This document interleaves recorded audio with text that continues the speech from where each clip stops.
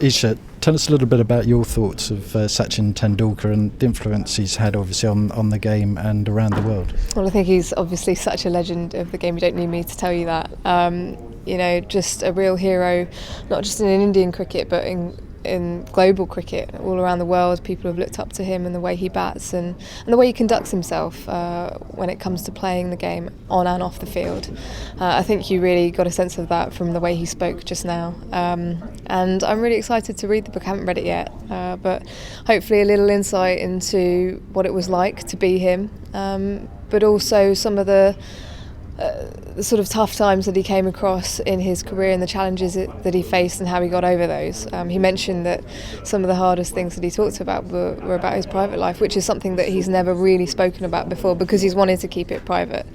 But I really just feel that this is maybe a sense of closure for him after a year of maybe being outside of cricket. He's played one game in that time here at Lord's.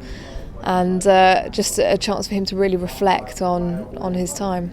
I mean, you've been obviously an international cricketer yourself. It is difficult, I think, retiring, but he obviously has stepped up to that pretty well.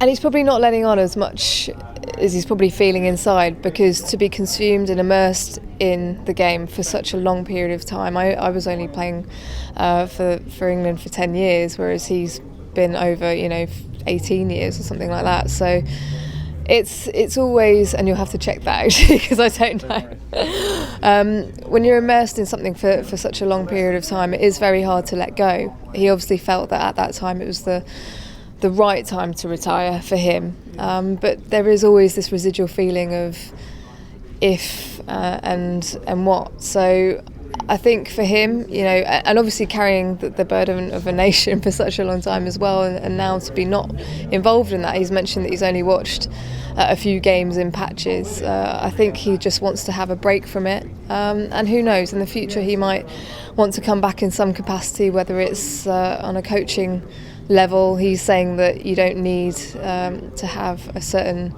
title or anything to be able to help some of the players within the side, but whether he wants to contribute in that way, maybe, who knows.